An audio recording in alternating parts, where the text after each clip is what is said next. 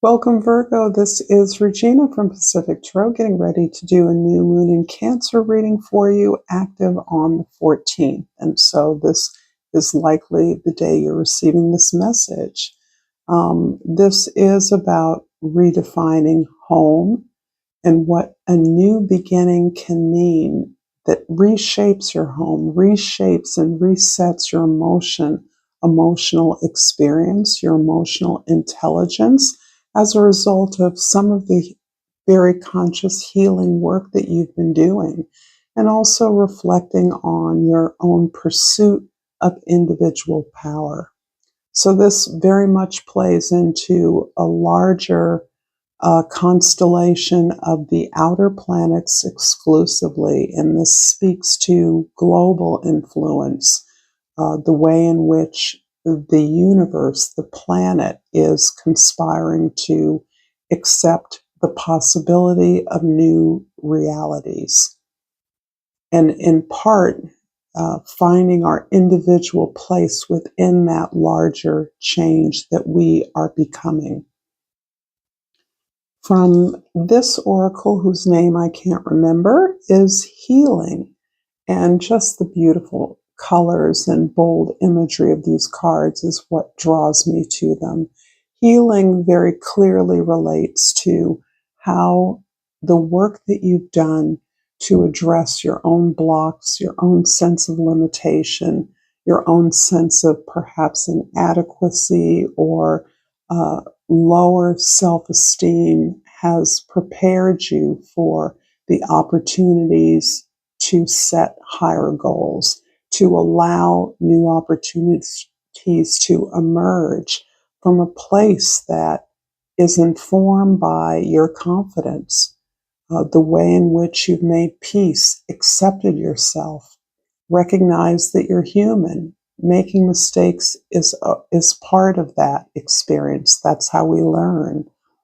But that this healing is contributing to this realization that you've actually placed yourself at the forefront for some of you, in the middle of, certainly as a part of a global change that you consciously are welcoming in, that you perhaps were unaware of the impact that your work, your efforts were achieving. But you are absolutely essential to the changes that are occurring, the positive changes, the alternatives that we are creating in a potentially new world. And in a global moment of possibility, despite the obvious chaos and violence that surrounds us. From the Crystal Spirit Oracle is the pyrite gold, and many of you will recognize that pyrite is sometimes called false gold. And the key words to this card are inherent value, knowing your worth, self-appreciation, genuine abundance, and prosperity within. So this is describing what we often think of when we think of fool's gold. It looks like gold, but it's not really gold. But what does that mean in terms of our own ability, our own gifts? Perhaps what it means, if it looks like gold, but it isn't gold, perhaps it still has golden value for us.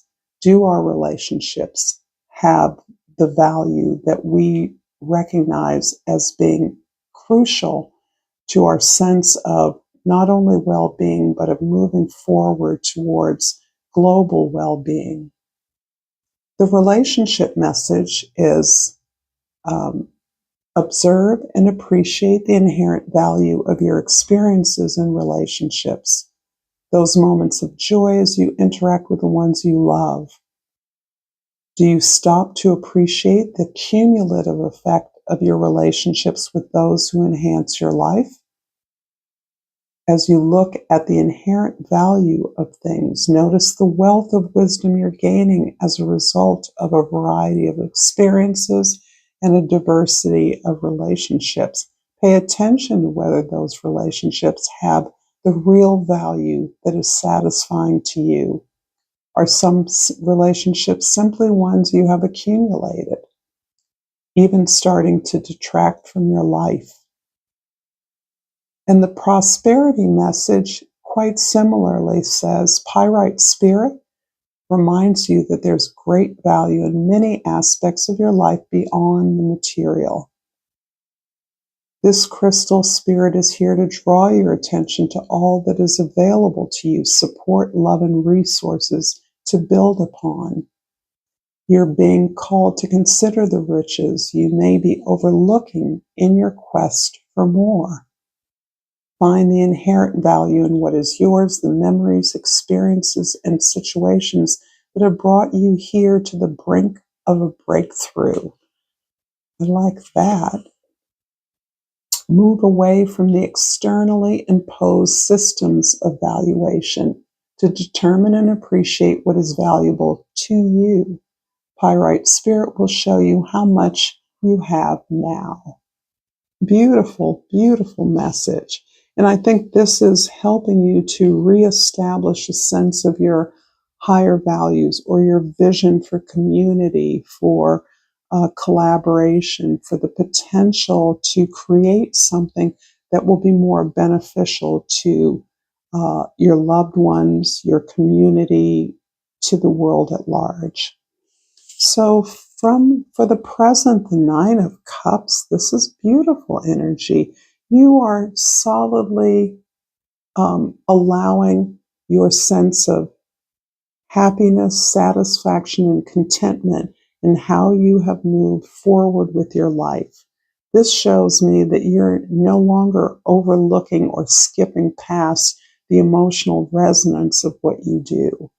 You're no longer putting aside the sense of emotional fulfillment or your emotional and intuitive intelligence in moving forward, in accumulating more, in your ambitious advance. So this is telling me that some of you perhaps may have sacrificed a fair amount of emotional contentment or satisfaction, joy even, in the pursuit of success or the pursuit of status. And that is perfectly fine. What that is also telling me is that you accept your humanity. You accept that you have done your best along the way and that you have made some sacrifices, but you now understand that you don't have to sacrifice personal satisfaction, joy, pleasure, happiness for external rewards or advancement. You can have it all as long as you properly evaluate what you're getting from what, and that you're not cutting yourself out from happiness simply because you want to be successful. In the past, the Six of Swords describes, in fact, this very healing process that you have undergone in order to determine the real values in what you have, what you really extract from stability, comfort, success, victory, success in your career is something that you have addressed in terms of the sacrifices that you have made. And this is important because you're coming to a greater sense of self-acceptance, which means you don't have to make the kinds of exchanges or deals that you've made with yourself in the past. Happy home, less achievement. Unhappy home, empty home, great achievement. Those are false binaries. And because they are often externally imposed upon us, we accept that something's got to give. And if I want to be successful in my chosen work, I'm going to sacrifice a relationship contentment or the role of parenthood that is most responsible or even possible. So my sense here is that many of you have done this healing work and have come to a place where you feel secure and stable enough to pursue the real value in your relationships, in those opportunities for growth beyond your career, to personalize your ambitions in a way that doesn't exclude happiness, joy, contentment, satisfaction with the path you've taken. And in the future, the High Priestess. This is leaning way into your ability to reflect globally. And by what I mean by globally, it is this ability to incorporate your higher values, your ambition to have an impact on the world that is positive. This connects up with your own sense of wisdom that has been extracted from knowing yourself throughout successive experiences, efforts, and even past lives. This is recognizing your intuition as a value equal to your intelligence, that there is no binary here, that there is no spectrum, that intelligence is a form of intuition. Intuition is certainly a form of intelligence. And that really what you've learned and what you now are able to hold for yourself and for yourself alone is the way that you have understood and come to accept who you are, your ability to work for what you want, but also your ability to grow in capacity with regard to who you are, what you're deserving of, what you're actually willing to work towards, what you no longer assume is not for you. This is a sense that you are addressing your whole being as a point of achievement for you, that it is all possible. There's also a sense here that you're resurrecting some kind or reclaiming some kind of authority that you have experienced for some of you in other lives. For some of you, it may be through your ancestors, through your relatives, through your cultural legacy, that you are aligning yourself with certain values and a place of responsibility in your community. If this reading is resonating for you, Virgo, please like this video and subscribe to my channel, Pacific Tarot. I appreciate your presence here and your comments, your appreciations, your shares, all that you do. So the Six of Swords is clarified by the Six of Swords. The Ten of Swords. I'll get those right.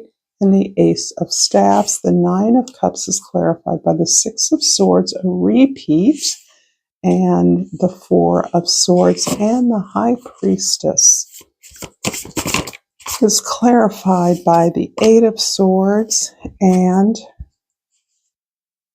the Nine of Cups, another repeat. Interesting. Okay. So we're really trying to work out, analyze, evaluate what makes us happy, what allows us to express who we truly are. And the Six of Swords in the past, clarified by the Ten of Swords and the Ace of Staffs, is about all the work that you have done in the past, that you are currently doing to release what doesn't work for you. This is in part your ability to, or your once conformity with the expectations of others, your sense that others needed you to be a certain way, perhaps so that you could care for them, you could provide stability from them, but it was a way that didn't honor your needs or who you were, your ability to grow, to move on, and you're now recognizing the limitations of those experiences and relationships. So you've been working really hard at clearing away the pain and suffering you've experienced as a result of those limiting relationships, those codependent relationships in many cases, in order to make way for something new. This newness feels like a new declaration of who you are, a new sense of identity, a sense of fuller and more active, enthusiastic, fiery, inspired action. This inspired action includes a sense of your own happiness, your own ability to get attention for the right things. You want to personalize your professional victories, perhaps. You want to stand on your ability to be loved, to receive love, to receive recognition for the work you've done. And that is something necessarily that starts with you, that has started with you. Again, this acceptance of who you actually are, stripped of any external achievements, rewards, accomplishments. This is the unconditional acceptance of self. In the present, the Nine of Cups is clarified by the Six of Swords and the Four of Swords. So yes, again, we're refocusing on the recovery that you've undertaken as part of your own healing, your own well-being, a more holistic experience of who you are, honoring your own desires, the acceptance of who you are, and your right to be happy, to be fulfilled, to make the contribution that you feel you're here to make. But that has accompanied this ability to step back, to identify the patterns that you have become now all too familiar with. You see your efforts at your engagement in what may be codependent relationships, and I don't want to make it sound as though all your relationships in the past were codependent. No, that's not what I'm saying at all. But you have entertained those that may have fostered the dependency of others who are perfectly capable of doing without you. Partnerships, ones in which you are caring, soothing, or nurturing others, is not what I'm describing here. Many of us have relationships in which our relationship skills are uneven, but they're still reciprocal, right? We give what we give and others give what they can. But you're balancing out the non-reciprocity in those relationships that now are allowing you to see the truth. And that truth includes valuing those relationships and patterns that you continue to choose because they kept you safe. They didn't challenge you. They didn't require work. And they possibly didn't require work in an area you didn't feel you could be successful at anyway. This card can also often be about broken hearts, rejection, disappointments or failures in our activities and our relationships. And here you realize that what you feel you lost, how you were betrayed, actually serve to strengthen your resolve around what is for you, the qualities that you have, the ability you have to love yourself, respect yourself, and act accordingly.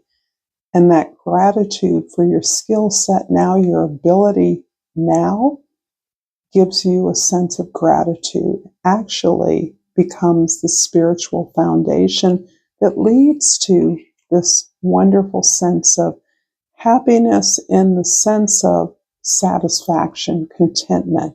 I've done all I can do to achieve or to enjoy what I have, the resources I have, enjoying or appreciating relationships even when they didn't work out. What did you gain from that? You undoubtedly gained some valuable emotional experiences. And in the future, the High Priestess is clarified by the Nine of Cups again and the Eight of Swords. This is an interesting combination. And with the High Priestess here as the reflector of what seems like a spectrum of experiences through, I believe this is your professional authority. And the Nine of Cups clearly is indicating your happiness, your ability to work through the anxieties, the expectations, the unsolicited advice, the plethora of strategies you've gained from various circumstances, the way in which you overthink everything, because Virgo is inclined to lose themselves in the details, so that you are in a place where you're gaining a sense of satisfaction in what you actually know, in the direction you know you're moving in the purpose that you know is yours, rather than the ongoing consideration and mulling over all the advice, all the directives, all of the expectations that others put upon you because of your capability. You're learning to find your contentment in standing for who you are and what you know. You don't need to know anymore with regards to what is best for you. This is not about your professional growth or the learning that necessarily accompanies all aspects of our lives, right? Any aspect can be grown and improved. But this is about what is right for you, the direction that you know is your direction, that continues to establish not only your authority, but your satisfaction with how you've gotten there, your confidence that you've done everything you can do to express and stand on the principles that you believe in. I'm going to finish this reading with a crystal oracle. Oh boy. And I have the golden calcite, something else flipped. And the key word is inspiration. I'm inspired in all that I do. I'm going to put that to the High Priestess. Your sense of satisfaction, your sense of inspiration, the well of resources and authority you have is endless. It's deep. You can always find inspiration in every aspect of your achievement, of your forward progress. So this is beautiful, Virgo. Thank you for this beautiful reading. Until next time, namaste.